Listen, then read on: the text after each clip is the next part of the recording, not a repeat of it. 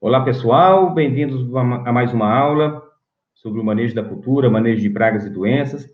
Hoje teremos uma aula sobre o uso de reguladores vegetais, com um grande parceiro nosso, que é o professor Orivaldo Arf, lá da Unesp de Ilha Solteira. Ele tem uma ampla experiência nessa área, vem trabalhando há muito tempo, né? E vocês vão ver que esse assunto, que foi sugerido por muitos de vocês, ele já tem alguma aplicabilidade e vamos mostrar hoje como está o estado da arte do uso desses reguladores vegetais, principalmente no arroz de terras altas, tá? Professor Arf, muito obrigado pela sua participação mais uma vez e tenha uma boa aula. Boa tarde a todos. Meu nome é Orivaldo Arf.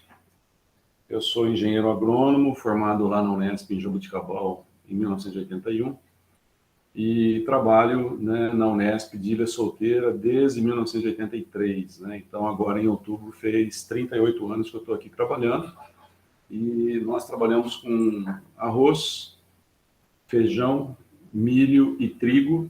Né? E no caso do arroz, nós trabalhamos com arroz de terras altas porque nós não temos aqui no nosso campus uma área que a gente possa desenvolver pesquisa com arroz irrigado por inundação. Né? Então, eu quero inicialmente agradecer aqui o convite do Mábio, né, e também a Embrapa, né, pela oportunidade de estar aqui falando, né, para vocês sobre esse assunto tão importante na cultura do arroz. Eu vou só pedir um minutinho, né? Eu vou colocar aqui a apresentação e aí a gente vai conversar um pouco sobre a utilização dos reguladores vegetais na cultura do arroz de terras altas. Então, esse é o assunto, né? Reguladores vegetais em arroz de terras altas.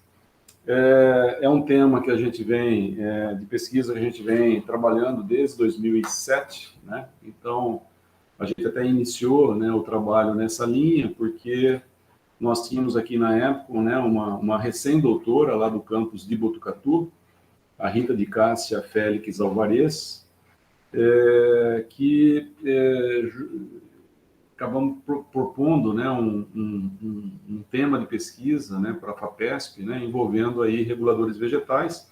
Ela veio já com uma experiência, né, da tese de doutorado lá em Botucatu, com a orientação do professor João Domingos, né, e hoje a Rita é professora, né, na Universidade Federal do Mato Grosso do Sul, ali, Mato Grosso do Sul, não, em Chapadão do Sul, né, Universidade Federal de Chapadão do Sul. Ela é responsável pela disciplina de Fisiologia e nós colocamos esses projetos em campo juntos, né?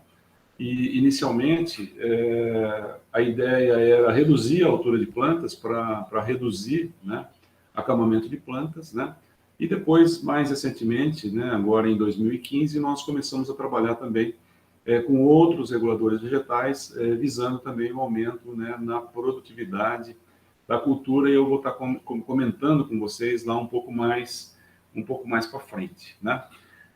Então, eu coloquei aqui uma citação, né, do meu ex-orientado, né, o Cleiton José Alves, né, que em 2015 disse que os reguladores vegetais são amplamente utilizados na agricultura com o objetivo de induzir ou inibir processos fisiológicos nas plantas, sendo uma ferramenta muito importante que apresenta bons resultados em culturas anuais. E a literatura apresenta poucos estudos sobre reguladores vegetais na cultura do arroz, né, onde essa prática pode ser de muita valia para a redução na altura de plantas e estimular a produtividade. Então, é isso que a gente vai abordar aqui com vocês, né? Então, essa experiência que a gente tem desse período aí de 2007 para cá, só com reguladores vegetais visando reduzir a altura da planta, a gente fez acho que uns 20 ou mais experimentos de campo. E, mais recentemente, depois de 2015, a gente tem trabalhado também com outros reguladores, né, também visando estimular a produtividade, né, da cultura, e a gente vai estar comentando lá no final da apresentação. Então, ficaria aí a seguinte pergunta, né? Quais seriam ou quais os objetivos da utilização dos reguladores vegetais na cultura do arroz e terras altas? Então, o primeiro deles, redução na altura de plantas, né? Com isso, nós vamos reduzir o acamamento de plantas, vamos facilitar a operação de colheita e vamos ter menos perdas, né? E também a manutenção ou aumento da produtividade, que é o tema que a gente vai tratar mais lá para o final, mostrar alguns dados que a gente já tem sobre esse assunto. Antes de a gente iniciar praticamente falando de reguladores vegetais visando reduzir a altura da planta, né, a gente precisa colocar aqui algumas informações que elas vão ser úteis depois no que a gente vai falar mais para frente, né? Primeiro, em termos de cultivares, né, então o melhorista faz um trabalho fantástico, né, em termos de obtenção de novos cultivares, né? E em termos de cultivares, nós podemos ter aí alguns tipos de plantas, né? Então, a planta do tipo tradicional, né, que era uma planta que tinha aí 1,40 m, 1,50 m, né, de altura, problemas seríssimos de acamamento, né? Então, hoje esse tipo de planta praticamente não é mais utilizado, né, para cultivo. Depois nós temos a planta melhorada, né, que é uma planta de porte baixo, né, responde aí a altas doses de nitrogênio, não tem problema de acamamento, né? Podemos usar irrigação por aspersão, pode ser utilizada numa região que chove bem, né? E aí, aqui o tipo de planta que imagina-se, né, que seja o ideal, né? Então, entre esses dois tipos aqui, a planta tradicional e a planta melhorada, ou também chamada do grupo moderno, nós temos um outro tipo de planta aqui entre essas duas, que é uma planta chamada do tipo intermediário, né? Que é o caso, por exemplo, do Primavera, que já foi muito utilizado, né? E ainda hoje ainda tem, né? A gente tem notícia de produtores que ainda utilizam esse material, dada a qualidade de grãos, né, que esse material possui. E o BRS Esmeralda, né, que é um cultivar mais novo da Embrapa, também tem esse tipo de planta. E, ocasionalmente, ocorrendo acamamento, né, em condições de maior disponibilidade hídrica, condições de melhor fertilidade de solo, né? Então, como é que a gente pode resolver, né, o problema desses cultivares que têm alguma sensibilidade ao acamamento, né? Então, a gente vai estar abordando aí várias formas, né, e uma delas é o assunto, né, que é o tema aqui que a gente vai estar abordando com vocês. Um outro aspecto que tem 3 fases importantes, né, no ciclo do arroz, né? A vegetativa, a reprodutiva e a de maturação. E a duração de cada uma dessas fases depende do ciclo, né, do cultivar que nós estamos utilizando, e também os fatores climáticos também acabam interferindo, né? Se a gente pegar aqui uma planta de arroz, né, desde a semeadura até a maturidade fisiológica, né, nós vamos ver então que ela vai passar por essas fases, né, começando então com a fase vegetativa, onde vai ocorrer a germinação, a emergência, o desenvolvimento inicial. Nós vamos ter o perfilhamento e vai terminar com a diferenciação floral. Então, a fase vegetativa começa com a diferenciação floral, ou também chamada de iniciação do primórdio, né? É aquele momento que a panícula começa a ser produzida, né? E eu destaquei aqui dentro da fase vegetativa a fase de perfilhamento, que nós vamos depois, lá no final, né, nós vamos estar falando sobre um regulador que ele é utilizado nesse momento, né? Depois, com o início da formação, né, da panícula, a diferenciação floral, inicia-se a fase reprodutiva que termina com o florescimento, né? Então, ela inicia, né, com o primórdio da panícula, né, por isso está marcado aqui em azul. Vai ocorrer aqui dentro também a diferenciação, né, das ramificações da raquis, a diferenciação das espiguetas, a produção dos grãos de pólen, né, aqui mais próximo, né, do florescimento, e florescimento. Então, com o florescimento termina a fase reprodutiva. Na fase reprodutiva é a fase que a gente tem de maior suscetibilidade a estresse, né, por temperatura, estresse por água, né? E com o florescimento inicia-se então a última fase, né, que é a fase de maturação. Aí dentro vai ocorrer basicamente, né, o enchimento desse grão. Na fase inicial, é um grão na forma leitosa, depois ele vai passando para a forma pastosa, até se transformar num grão vítreo, né? Então, aqui dentro, né, das fases, eu quero destacar, então, dois momentos: o perfilhamento na fase vegetativa e a iniciação do primórdio na fase reprodutiva. Também lembrar que em cada uma dessas fases são definidos, né, alguns componentes de produção. Então, na fase vegetativa, nós temos o número de panículas, né, vai ser definido pelo número de sementes que nós estamos utilizando na área, ou também ajudado, né, pelo perfilhamento das plantas, desse material que nós estamos utilizando. Na fase reprodutiva, nós temos o número de espiguetas por panícula e a fertilidade das espiguetas, né, que é muito influenciada, né, pela disponibilidade de grão de pólen para isso. E esses grãos de pólen são formados aqui dentro desse período de 11 a 3 dias antes do florescimento, né? E na fase de maturação, nós temos aí o enchimento de grãos, né? Então, a massa de 1.000 grãos ou a massa de 100 grãos. Bom, na fase reprodutiva, como nós falamos, né, é a fase que se inicia com a diferenciação floral ou a iniciação do primórdio da panícula e vai terminar com o florescimento, né? Morfologicamente, ela é caracterizada por um alongamento ou alongação do colmo e o desenvolvimento da panícula, né? Então, essa duração, né, a duração dessa fase é em média de 32 dias, né? Então, por que eu estou colocando essa informação? Porque essa seria uma forma também que a gente pode utilizar para definir o momento que a gente vai usar, por exemplo, o regulador, né? Então, o regulador, visando reduzir a altura da planta, né, pelas pesquisas que já foram feitas, os dados que estão disponíveis na literatura, o melhor momento para estar aplicando é no início do alongamento, é nesse momento da formação da panícula, né, início de formação da panícula, que a planta começa a ter um alongamento no culmo, né? Então, por exemplo, se eu sei que, vou imaginar o cultivar BRS Esmeralda, aqui nas nossas condições, aqui no município de Silvíria, onde está a nossa fazenda experimental, e nós fazemos normalmente a semeadura na primeira quinzena de novembro, né, em função de experimentos que a gente já fez com época de semeadura, indicando que esse é o melhor momento para estar implantando a cultura em campo. O cultivar BRS Esmeralda, quando semeado nessa primeira quinzena de novembro, ele floresce em média com 72 dias. Então, se eu sei que ele floresce com 72 dias, se a gente descontar 32 dias aqui, ó, né? Então, vamos voltar um pouquinho aqui aqui.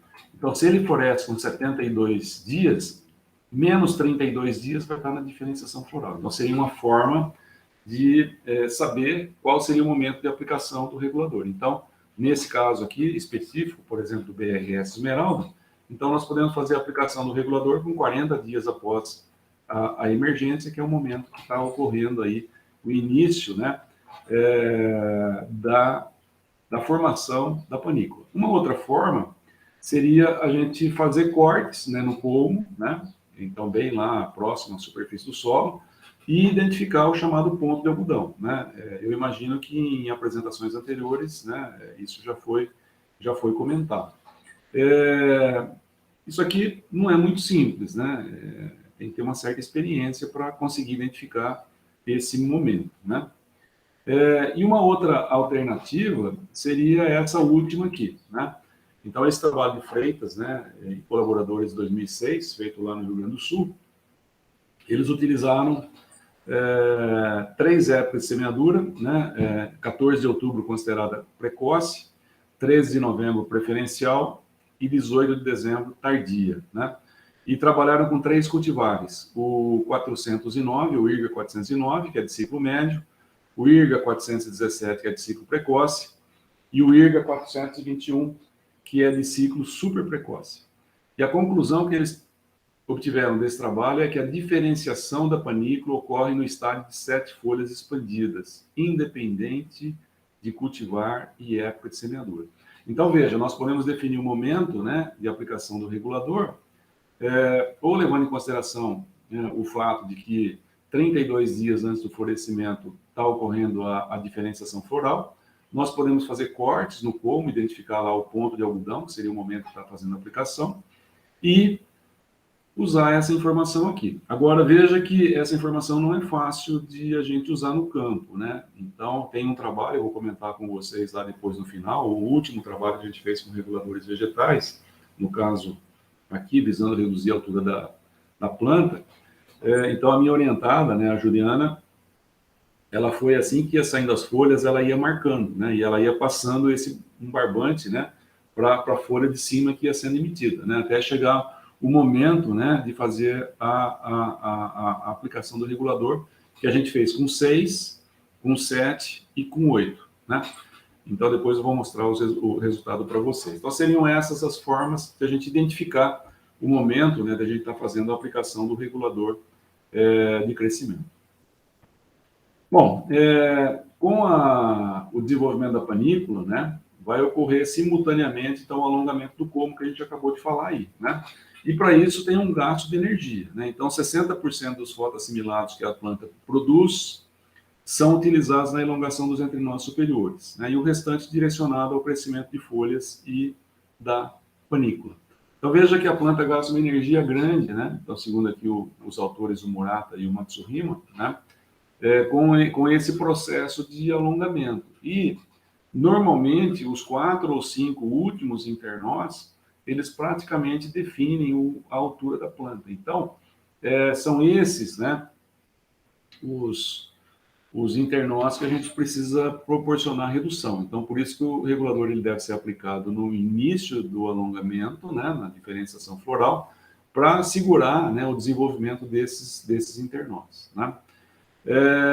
Quando ocorre o florescimento, então nós vamos ter a emergência, né, da panícula, né, da bainha da folha-bandeira, e depois, na sequência, nós vamos ter a abertura das flores, que começa principalmente pelas espiguetas localizadas nas extremidades, depois vem em direção à base. A gente notou que quando a gente usa uma dose muito elevada do regulador, esse encurtamento ele fica de uma forma mais intensa, né?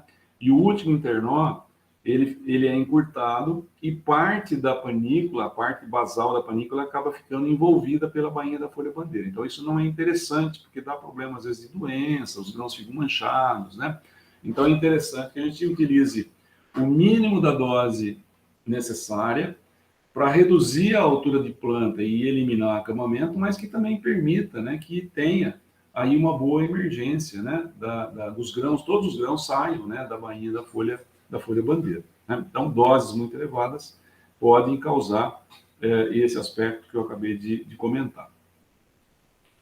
Bom, como que nós podemos minimizar o acamamento, né? Então, nós já falamos lá o trabalho importante que o melhorista faz.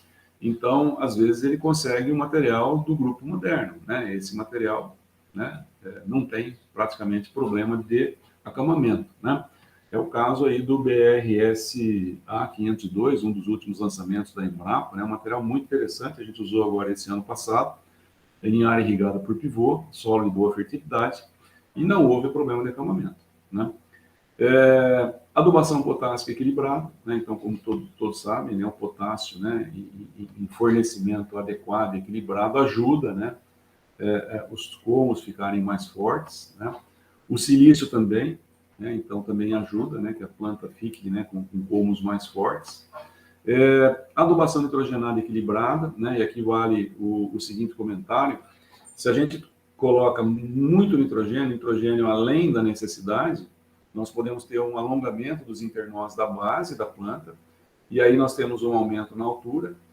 E se a gente utilizar, né, uma dose inferior à recomendada, pode ocorrer senescência, né, das folhas da base, e essas folhas da base, aquela sobreposição de bainha segurando o colmo, não vai acontecer, né? Então, nas duas situações, excesso de nitrogênio ou falta de nitrogênio, nós podemos ter aí acamamento de plantas aumentado. Manejo adequado de irrigação, então água demais, além da gente estar gastando, né, energia para esse bombeamento, né, de água para irrigar a cultura. Além disso, a água em excesso proporciona também um maior desenvolvimento vegetativo, o que também pode culminar com maior acamamento, né? E finalmente, né, o assunto né, aqui da nossa apresentação, o uso de reguladores vegetais, né? Bom, essa figura aqui é de um trabalho de mestrado da minha orientada, né, a Flávia Meirelles, né, feito agora em 2018, referente à safra de 2016-2017. Então, ela trabalhou aqui com 8 cultivares de arroz, né? Então, tem aqui o BRS Esmeralda, alguns cultivares da Agronorte Sementes, né? O ANA 5015, o ANA 6005 e o ANA 7211, né? Também o material do Instituto Agronômico do Paraná. Esse material é planta do grupo tradicional, né? Aqui nós temos a altura dessas colunas, são as notas de acamamento, então 0 sem acamamento e 5 é a nota máxima de acamamento. Depois tem as doses, as notas intermediárias aqui, que depois eu vou comentar com vocês um pouquinho mais para frente. E nós tínhamos 4 épocas de semeadura: outubro, novembro, dezembro e fevereiro.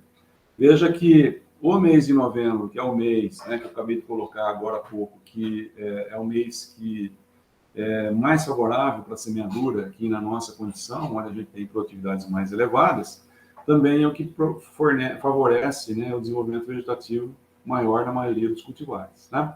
E outra coisa que dá para a gente perceber aqui é que, por exemplo, aqui o IAC 500 não tem acamamento, né? E esse material também não tem acamamento. Então, isso é muito interessante, né, para condições irrigadas, porque dispensaria, por exemplo, o uso de qualquer outro dispositivo, né, como, por exemplo, a utilização do regulador para segurar, né, a altura, para reduzir a altura da planta.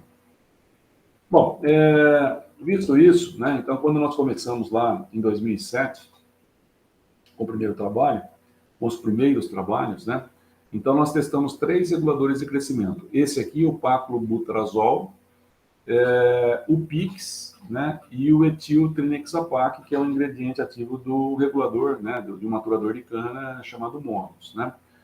Como a gente não tinha muita informação de qual momento deveria ser aplicado, então a gente estabeleceu aplicar por ocasião do perfilhamento, né, então em torno de 20 dias, esse aqui é o cultivar primavera.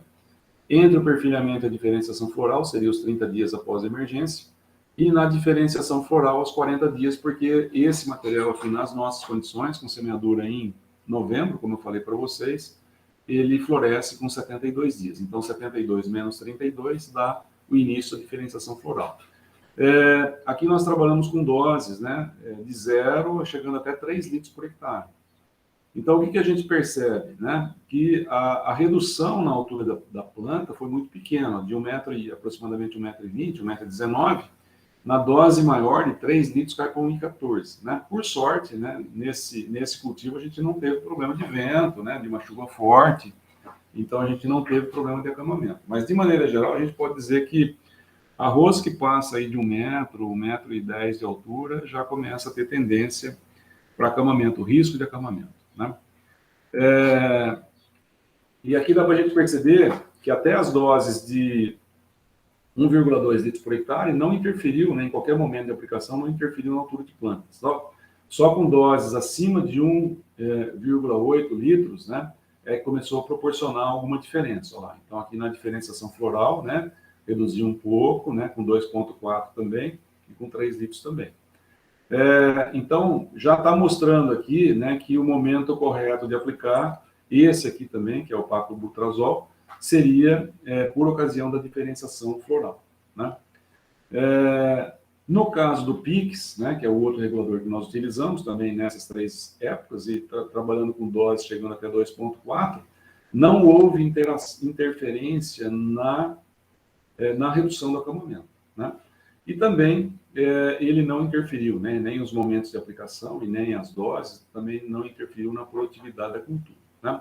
Então, esses 2 reguladores, nós começamos, né, e já paramos porque nós chegamos à conclusão que não valeria a pena mais investir nesses 2 reguladores em função, né, de altas doses que teriam que ser aplicadas e o resultado, em termos de redução na altura de plantas, era muito pequeno, um pouquinho mais aí no caso do paclobutrazol, né?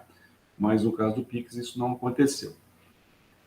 Aqui para ilustrar o momento entre o perfilhamento e a diferenciação floral, nesse caso é o cultivar primavera, então nesse momento ele está com 30 dias, então o regulador foi aplicado nesse momento, E aqui também o cultivar primavera, esses aspersores aí, essas tubulações de subida, né, elas têm 1 metro de altura. Então, se vocês observarem, está mais ou menos pegando aqui por volta da metade, né?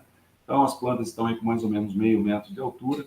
Então, esse é o momento, está com 40 dias aqui após a emergência, é o momento da diferenciação floral, foi o momento que a gente fez a aplicação desses reguladores e do próximo que a gente vai estar falando agora, que é o etiltrinexapac, que foi o que deu o melhor resultado. Então, olha aí o etiltrinexapac, né, que é o ingrediente ativo do Modus, né? Então, nós tivemos uma redução muito expressiva, né, na altura de plantas e, consequentemente, uma eliminação do acamamento. Então, aqui mostrando as bordaduras, todas acamadas, né? E onde foi feito as parcelas com a aplicação, as plantas estão em pé. Aqui, as parcelas onde recebeu o etil e aqui onde nós tínhamos a bordadura. E aqui o resultado, né? Esse trabalho acabou sendo utilizado como dissertação de mestrado do meu orientado aqui, o Wagner do Nascimento, né? E esse trabalho foi publicado depois em 2009, né? Então, a testemunha cultivar primavera, né, tinha aí quase 1,40 m de altura, né? Aí, nós temos aqui as 3 épocas de aplicação, a dose 75 gramas do ingrediente ativo, lembrando que esse produto aqui, o produto comercial, ele tem 250 gramas do ingrediente ativo por litro, né? Basta aí fazer as contas e chegar aí a dose do produto comercial, né? Então, aqui daria 0,3, né, do produto comercial, aqui dá 0,6 e assim sucessivamente. Então, veja que, por ocasião da diferenciação floral, essa dose menor já proporcionou uma redução na altura de plantas, o que foi intensificado com essa dose aqui, né, caindo para menos de 1 metro de altura, né? Em doses maiores, obviamente, que a redução continuou existindo e se intensificando, chegando a ponto daquele aspecto que eu falei para vocês, de as panículas, né, elas não saírem totalmente da bainha da folha-bandeira, né? Então, alguns grãos ficavam lá presos, né, no interior da bainha da folha-bandeira, o que não é interessante. Aqui, então, são as notas de acamamento, né? Então, 0 é sem acamamento e 5 é 100% de plantas acamadas. Então, veja aqui na testemunha praticamente todas as plantas acamadas, se aproximando de 5. Com a dose 75, né, aplicado na diferenciação floral, aqui já caiu para 0,5, quer dizer, então seria uma nota entre esses dois valores, né? Então, seria menos de 5% de plantas acamadas, e com essa dose aqui, nenhuma planta acamada, né? Quando a gente observa a produtividade, a gente nota que não tem diferença, né, aqui nessa dose e nessa dose. Para doses maiores já começa a interferir na produtividade, né? Então, percebam que na diferenciação floral as produtividades já são menores. Então, nós concluímos nesse trabalho que o etiltrinexapac, né, deve ser aplicado na dose 150 gramas por hectare, isso aqui no caso do cultivar primavera, por ocasião do início da diferenciação floral, né, considerando a redução na altura de plantas, a eliminação do acamamento e a produtividade de grãos. Então, esse foi o primeiro trabalho que a gente fez, obtendo esse resultado. Esse trabalho, então, ele está publicado, se alguém tiver interesse, né, em acessar o trabalho na íntegra, ele está publicado aqui nessa revista Bragante, né, que é uma revista do Instituto Agrônomo de Campinas, em 2009.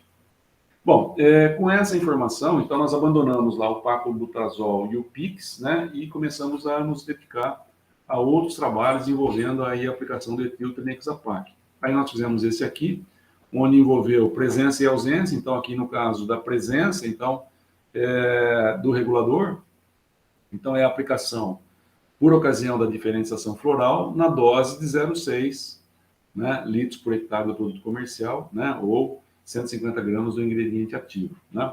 E aqui dá para a gente perceber que onde aplicou, né, as produtividades foram um pouquinho maiores, né? Isso pode estar relacionado aqui a acamamento que ocorreu aqui, onde não aplicou, perdas, né? E não houve diferença das doses de nitrogênio utilizadas. Então, aqui mostrando vantajosa a utilização do regulador de crescimento, né? Então, esse aqui foi um trabalho feito aqui pelo meu orientado, né, o Igor. Depois a Juliana Castilho fez esse aqui também, onde se usou densidades de plantas diferentes, né, associado na presença e ausência de aplicação do regulador de crescimento, nesse caso aqui, então, o etiltrinexapac, né?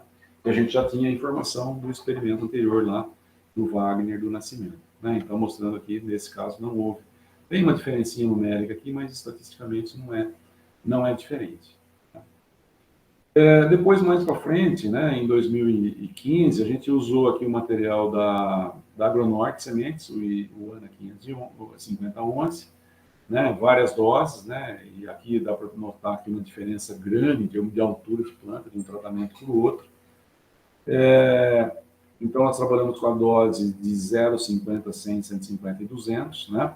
Aqui dá para a gente perceber a redução na altura de plantas, né? Então, com 200, a altura caiu quase pela metade, né? Mas nós notamos nesse trabalho, né, que a presença do regulador, a colocação do regulador de crescimento, lá por ocasião da diferenciação floral, também reduziu a produtividade, né? Então, a conclusão desse trabalho é que a aplicação de etilpinexapac no cultivar ANA 5015 reduziu a altura de plantas, minimizando a possibilidade de acamamento, porém com forte redução dos componentes de produção e produtividade de grãos em doses superiores a 50 gramas. Então, veja que lá no Primavera, né, nós chegamos a um resultado que a gente poderia usar até 150 gramas. Já que nesse material, a partir de 50 gramas, já começa a ter uma forte redução na produtividade, né? Começa a comprometer a produtividade da cultura. E esse aqui é o último trabalho que a gente fez, foi a dissertação de mestrado da Juliana Martins, né? Aqui tinha mais um experimento no local, e o dela é esse que está marcado aqui com essa linha negra aqui ao redor do experimento. Essa é uma foto feita por drone, né? Mostrando aí o acamamento de plantas, onde não foi aplicado o regulador. E nesse trabalho a gente usou aquela informação do Freitas et al. Lá de 2006, lá do Rio Grande do Sul. Eles dizem que, independentemente da época de semeadura e do cultivar utilizado, quando a planta estiver alongando a 7ª folha, está iniciando a diferenciação floral, né?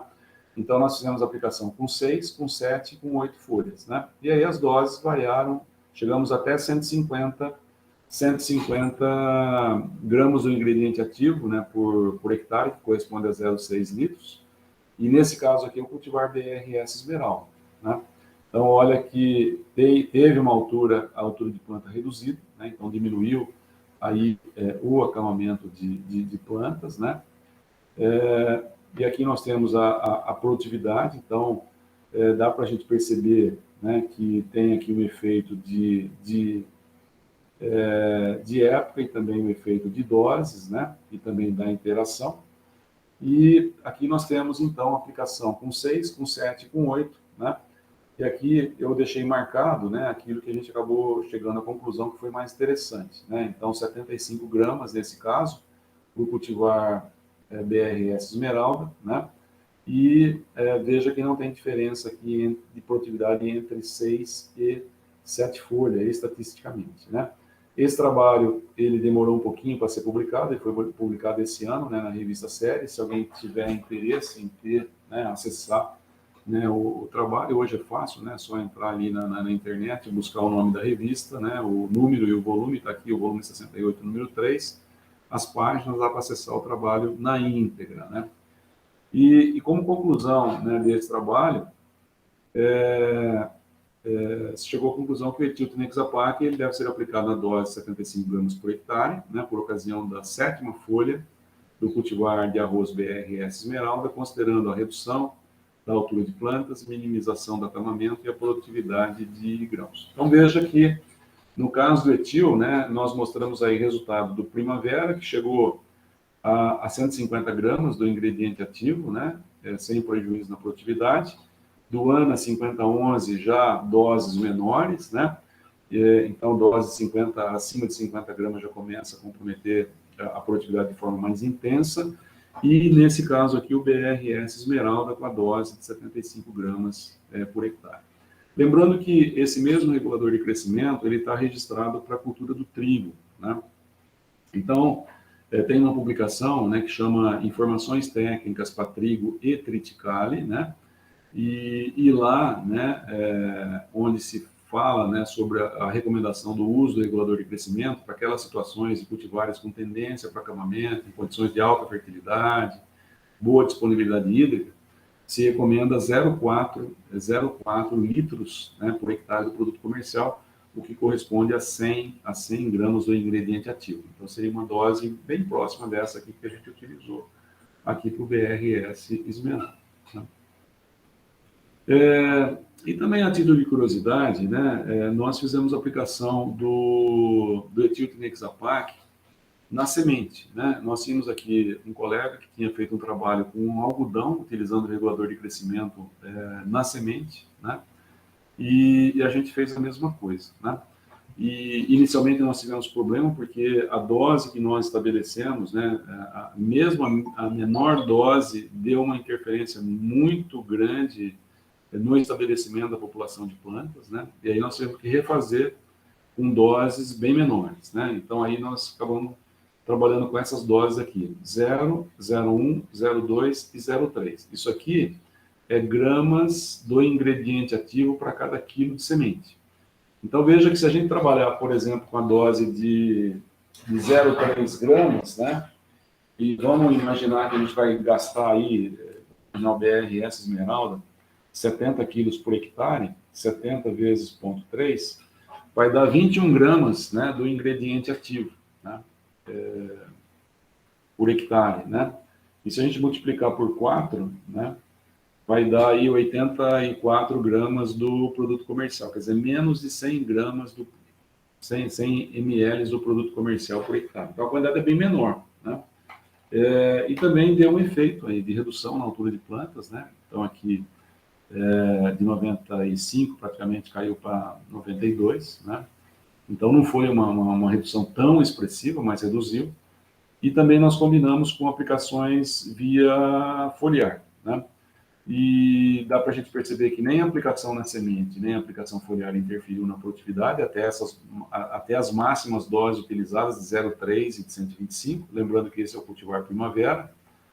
E a conclusão desse trabalho, né, que ele pode ser utilizado, né, o etiltenexapac pode ser utilizado na dose 0,3 gramas do ingrediente ativo por quilo de semente, ou aplicação foliar de até 125 gramas, né? Isso vai se constituir em práticas interessantes para a redução da altura de planta, minimizando o risco de acamamento e não interferindo na produtividade de grãos do arroz cultivar primavera. Né?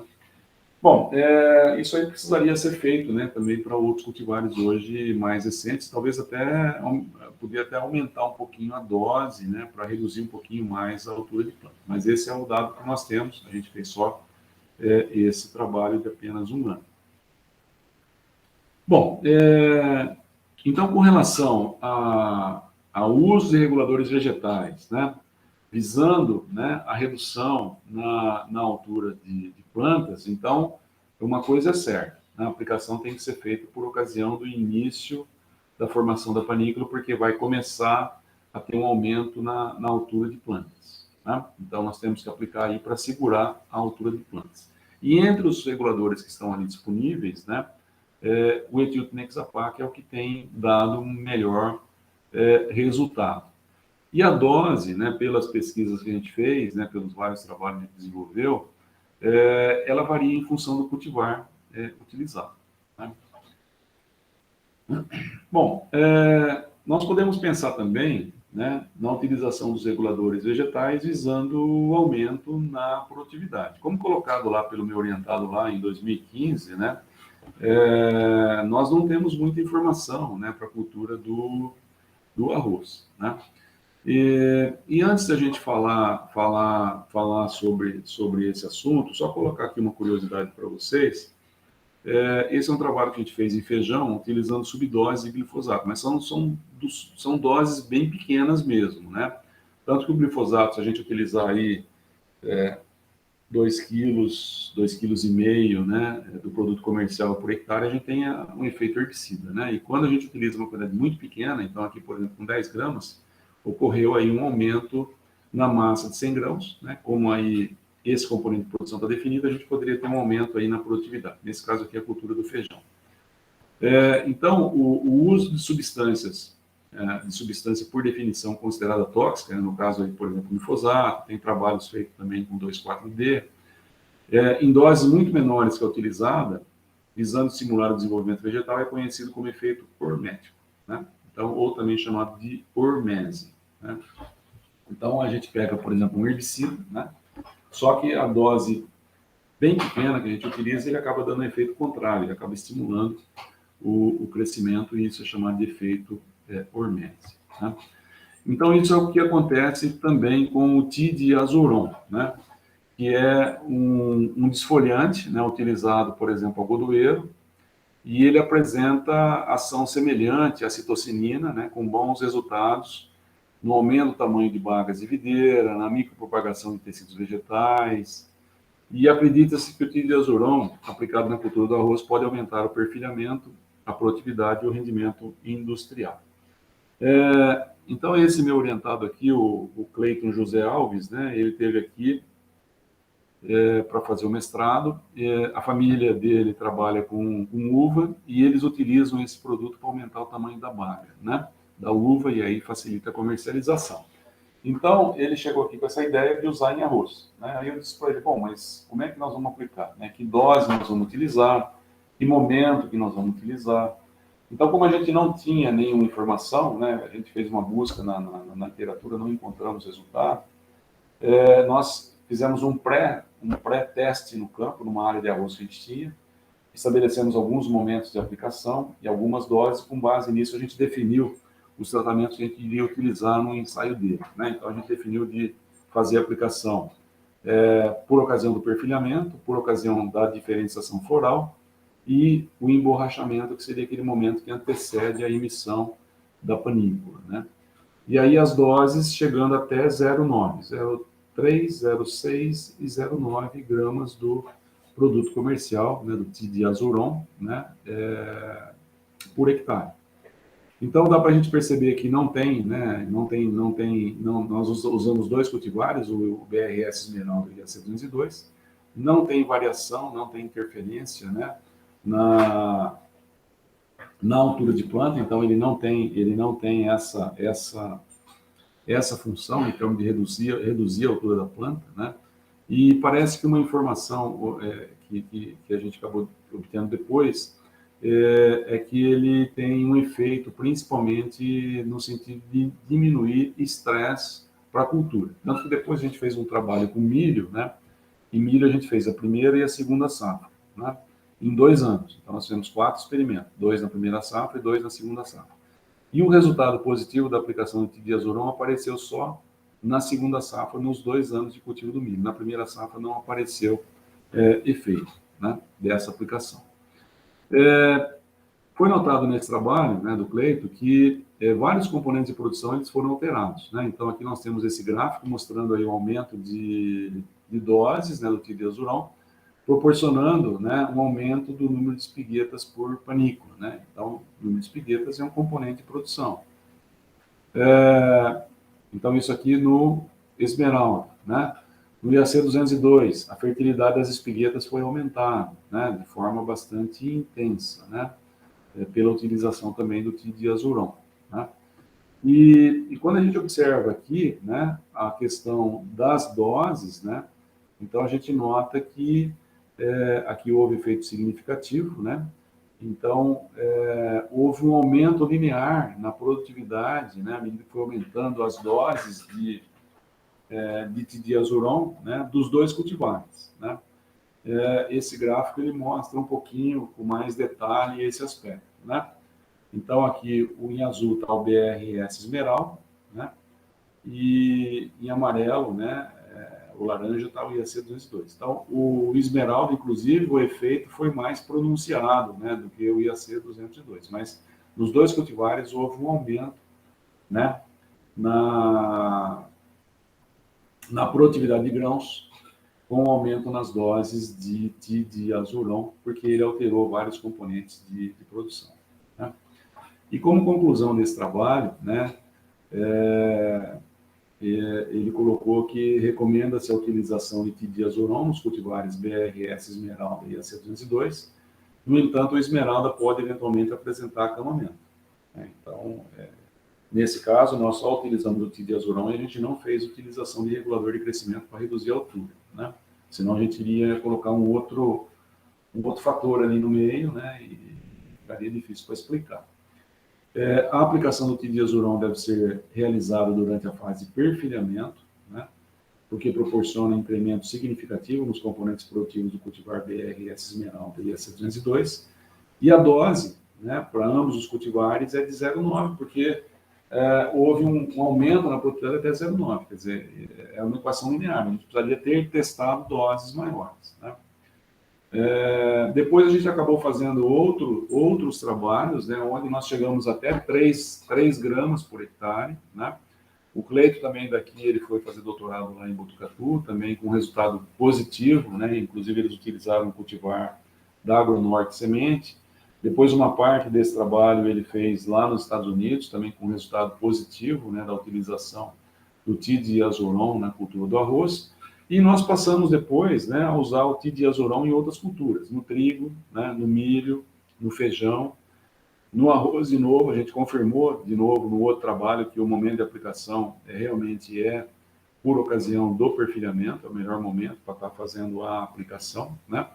E depois, agora, esse ano, nós estamos programando mais um experimento, né, envolvendo aí a aplicação do tidiazuron no arroz, né, adicionando também a calda, uma pequena concentração de ureia para facilitar a entrada, né, do produto na planta. Depois eu vou mostrar um dado que a gente tem em feijão para vocês.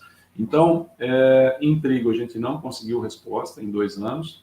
Em feijão a gente conseguiu resposta positiva, né, da aplicação do tidiazuron. Em milho nós conseguimos resposta positiva, principalmente na segunda safra, em 2 anos de cultivo. E no arroz também nós temos a resposta desse trabalho, né? Tem a resposta de outros trabalhos feitos aqui e também a resposta de trabalhos que ele fez em Botucatu e também lá nos Estados Unidos, né? E aí o que eu queria mostrar para vocês, o que a gente pretende fazer ainda nessa safra agora, e nós vamos usar o BRSA 502, né, da Embrapa, material lançado recentemente, né? Nós vamos fazer alguma coisa parecida com o que a gente fez agora esse ano passado com feijão. Nós tínhamos tratamento de testemunha, a utilização do TDZ, nós já tínhamos, por exemplo, informação no feijão, né, de ensaios anteriores, que a dose para esse cultivar aqui, o BRS estilo, foi em torno de 1,5 gramas por hectare. Então, nós utilizamos essa informação e acrescentamos também um outro tratamento com ureia, né?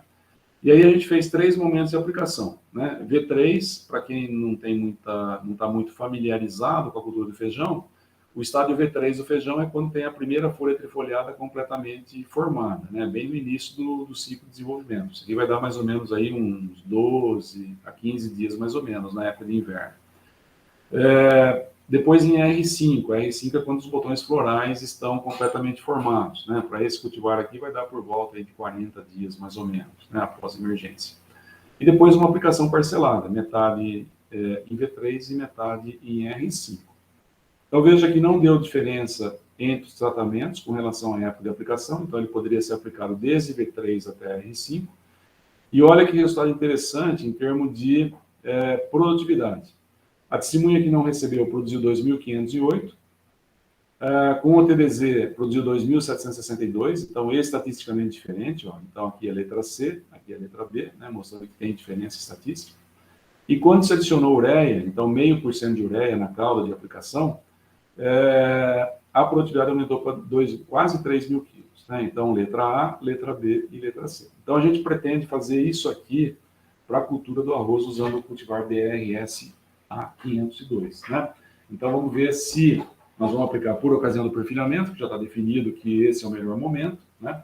E aí fazer, né, algumas doses, né, chegando aí até 3 gramas, né, de 0, 1, 2 e 3 gramas, né, do tidiazuron, com e sem ureia. Então vamos ver o que vai acontecer, né, com esse novo cultivar em termos de resposta. Então isso é o que a gente pretende fazer agora nesse próximo período de cultivo agora, a safra 2021-2022. Bom, visto isso, né, nós vamos falar aqui, vamos colocar aqui então algumas considerações finais, né? Nós falamos aqui então do regulador de crescimento visando reduzir a altura de plantas, eliminar acamamento, facilitar a colheita, diminuir perdas, né? E depois, agora, no final, nós falamos aí na possibilidade de uso, né, de regulador de crescimento, visando aí o aumento da produtividade, que é a questão do uso do tidiazurão, né, que seria um efeito hormético, já que se trata de um produto, uma substância tóxica, né, então um desfoliante aí para a cultura do algodão. Bom, primeiro, o uso de reguladores vegetais, né, com o objetivo de reduzir o acamamento de plantas, ele deve ser aplicado por ocasião do início do alongamento dos culmos. Então, é na diferenciação floral ou início da diferenciação floral que a gente precisa estar fazendo a aplicação do regulador, porque é a partir daí, né, que começa a ter um alongamento dos internós, né? E como eu falei, os 4 últimos 5 internós, praticamente eles definem a altura da planta, né? Então, são esses internós que a gente precisa proporcionar um encurtamento, né?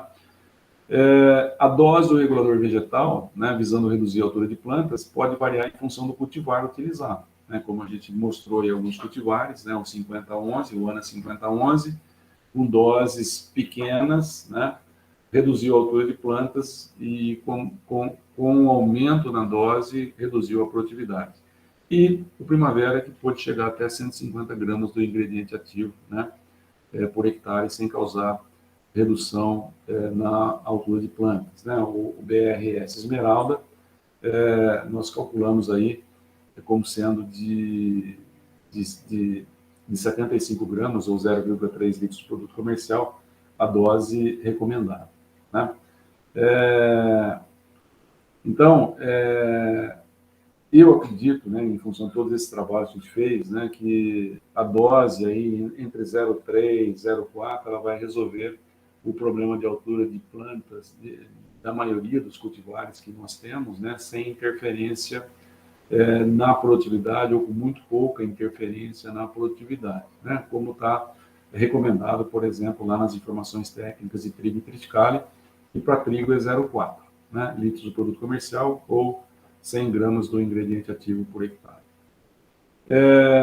O uso do regulador vegetal com vista a incrementar a produtividade, no caso o tidiazonon, ele deve ser aplicado por ocasião do perfilhamento pleno das plantas, né? E aí, com base nas informações que a gente já tem para feijão, para milho, para trigo e para outras culturas, eu acho que a gente já pode dizer que pode chegar até 3 gramas por hectare, né? Não vai causar problema de fitotoxicidade, né? E por último, né, dizer que outros reguladores vegetais precisam ser avaliados, né, nas condições de campo, né, com o objetivo de ampliar aí as opções de uso, né. É aquilo que foi falado lá atrás, né, aquele primeiro slide que eu coloquei com aquela informação de 2015 do meu orientado, né, que existem poucas informações na literatura sobre a utilização de reguladores vegetais, e acho que principalmente com relação a essa questão de incremento na produtividade, né?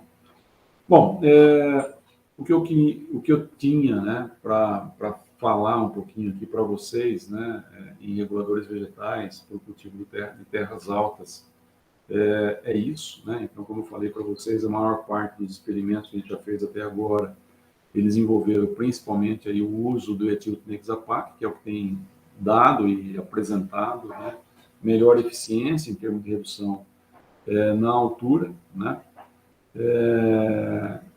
Tem que tomar aqueles cuidados no momento de aplicação, né? E a questão da dose, né? Eu me coloco à disposição, né? Aqui eu vou deixar para vocês o meu e-mail, né? E também meus telefones, o telefone fixo e o telefone celular, né? Dizer que nós estamos aqui à disposição, né? Se alguém quiser fazer algum contato, né? A gente está aqui para discutir, para conversar, né, para trocar informação. E eu quero mais uma vez agradecer aí ao Mário pelo convite, né, e agradecer também à Embrapa, né. A Embrapa Arroz e Feijão, né, a gente trabalha aqui com arroz e feijão, para a gente é uma referência, né, a gente tem uma parceria com a Embrapa aí já de muitos anos, principalmente com a área de melhoramento genético, né, todo ano a gente conduz aqui pelo menos dois experimentos de valor de cultivo e uso em feijão. Eu estou fazendo também esse ano um outro trabalho com grão de bico, né, com os colegas da Embrapa Hortaliça, né, E também a gente já participou, né, o professor Ricardo aqui, que trabalha com a parte de agrometeorologia, e eu, nós participamos de um projeto grande aí desenvolvido pela Embrapa de 2010 a 2013 ou 14, né, onde a coordenação inicial era do Tarcísio, depois a coordenação acabou ficando com o Mário, né, o Tarcísio saiu, e a gente finalizou esse trabalho ali com a Embrapa, né, então foi muito gratificante, né, essa troca de informações, né. Então eu estou à disposição, muito obrigado, né, abraço a todos.